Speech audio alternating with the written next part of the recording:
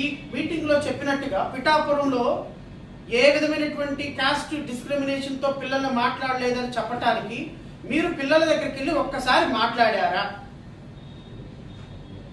పిల్లల తల్లిదండ్రులతో ఒక్కసారి మాట్లాడారా?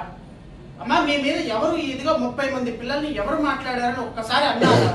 అనకుండా మీరు ఎవరి మీద ఎలిగేషన్లు చేస్తున్నారు? ఒక బాధ్యతాయుతమైనటువంటి పదవిలో ఉప ముఖ్యమంత్రి పదవిలో ఉన్నారని సోయామని ఉందా మీకు?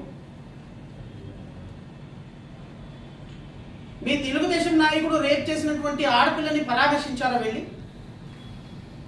అసలు మీరు ఎమ్మెల్యే అయినా సోయామని ఉందా మీకు? ఆ కాన్స్టిట్యున్సీ ఎమ్మెల్యే ఉప ముఖ్యమంత్రి ఒక గ్రామాన్ని వెళ్ళేశారు 2 ప్లేట్లు పెట్టి. ఏది 2025లో కూడా జరిగిందో లేదో నాకు తెలియదు అని మీరు అంటున్నారు కదా. మీరు ఒక ఎలిగేషన్ వచ్చినప్పుడు కనీసం బాధితుల దగ్గరికి వెళ్ళి ఏంటమ్మా ఏం జరిగింది, ఇది కరెక్టా కాదా అని మాట్లాడాల్సిన కనీస బాధ్యత మీకు ఉన్నదా లేదా? ఎందుకు వెళ్ళలేదు? వెళ్లకుండా, సంప్రదించకుండా, మాట్లాడకుండా మీరు ఏ విధంగా ఇది ఎలిగేషన్ అనేటువంటి కామెంట్ రాష్ట్రంలో జరుగుతున్న అన్యాయాల మీద చేస్తారు? దీనికి ఖచ్చితంగా మీరు సమాధానం చెప్పి తీరాలి.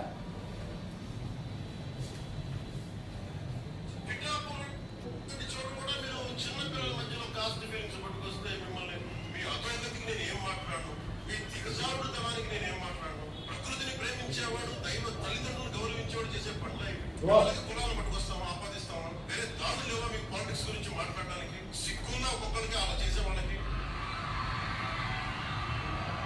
నోట్ లేదనుకుంటారా? కూర్చొని మీరు కాంట్రాక్ట్ చేస్తే కాంట్రాక్ట్ చేసిన వాళ్ళందరూ మేము బెదిరించేస్తాం, జైల్లో పెడతామంటే ఏమనుకున్నారా?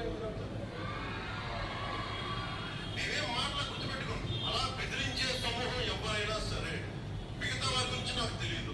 పవన్ కళ్యాణ్కి అధికారం ఉన్నా అధికారం లేకపోయినా పవన్ కళ్యాణ్ చాలా ఇంట్లోంచి బయటకు వచ్చినప్పుడు తిరిగి వెళ్తాం లేదు అని డిసైడ్ అయ్యే వస్తాం. అందువల్ల మీ ఆకు రౌడీలు కానీ అలాగే చెప్తున్నారు. ఏదైనా మాట్లాడితే అధికారులు కూడా భయపడుతున్నారు. ఎందుకు భయపడుతున్నారంటే చెవులే చెప్తారు. అదే సార్ వాళ్ళ వెనక చాలా మంది రౌడీలు ఉంటారంటే, కిరాయి హంతకులు ఉంటారంటే, మీకు కరెక్ట్ గా యోగి ఆదిత్యనాథ్ లాంటి ట్రీట్మెంట్ కనుక ఒక్కొక్కరికి ఇస్తే